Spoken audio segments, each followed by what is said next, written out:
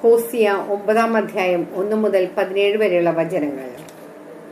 ഇസ്രായേലിന് ശിക്ഷ.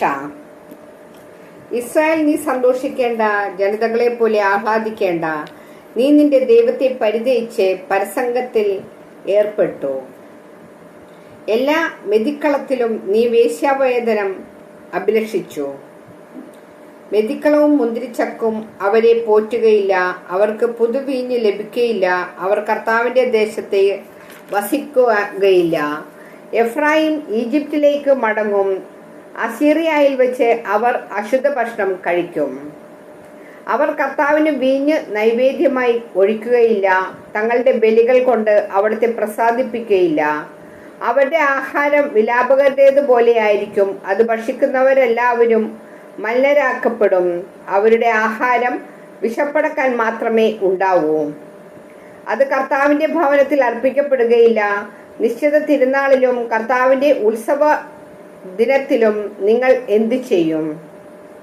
നാശത്തിൽ നിന്ന് അവർ ഓടിയകലുന്നു. ഈജിപ്റ്റ് അവരെ ഒരുമിച്ച് കൂട്ടും, മെംഫിസ് അവരെ സംസ്കരിക്കും. അവരുടെ വിലപിടിപ്പുള്ള വെള്ളി സാധനങ്ങൾ കൊടിത്തൂവ കരസ്ഥമാക്കും. അവരുടെ കൂടാരങ്ങൾ മുൾച്ചെടികൾ വളരും. ശിക്ഷയുടെ ദിനങ്ങൾ വന്നു കഴിഞ്ഞു, പ്രതികാരത്തിന്റെ ദിനങ്ങൾ ആഗതമായി. ഇസ്രായേൽ അത് അനുഭവിച്ചറിയും.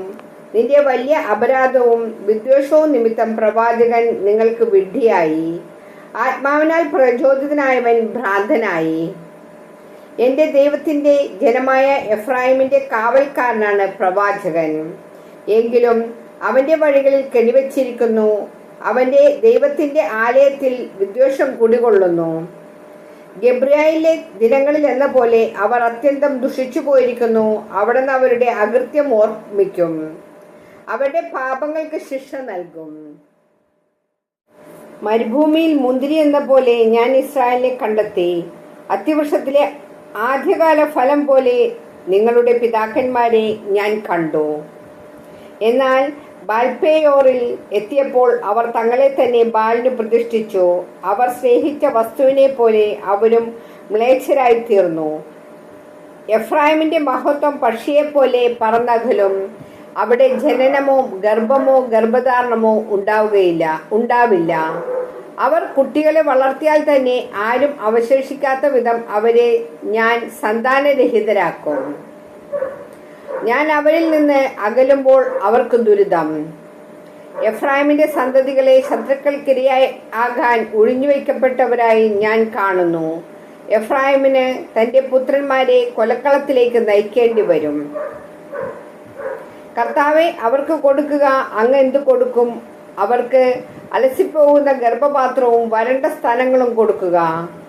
അവരുടെ അകൃത്യങ്ങളെല്ലാം ഗിൽഗാലിൽ ആരംഭിച്ചു. അവിടെ വെച്ച് ഞാൻ അവരെ വെറുക്കാൻ തുടങ്ങി. അവരുടെ അകൃത്യങ്ങൾ നിമിത്തം എന്റെ ഭവനത്തിൽ നിന്ന് അവരെ ഞാൻ പുറത്താക്കും. ഞാൻ അവരെ മേലിൽ സ്നേഹിക്കയില്ല. അവരുടെ പ്രഭുക്കന്മാർ ധിക്കാരികളാണ്. എഫ്രായിമിന് മുറിവേറ്റു, അവരുടെ വേരുകൾ ഉണങ്ങിപ്പോയി. അവർ ഇനി ഫലം പുറപ്പെടുവിക്കുകയില്ല. അവർക്ക് മക്കളുണ്ടായാൽ തന്നെ ആ അരുമ സന്താനങ്ങളെ ഞാൻ വധിക്കും. എന്റെ ദൈവം അവരെ പുറന്തള്ളും, കാരണം അവർ അവിടുത്തെ വാക്ക് കേട്ടില്ല. അവർ ജനതകളുടെ ഇടയിൽ അലഞ്ഞു തിരിയും.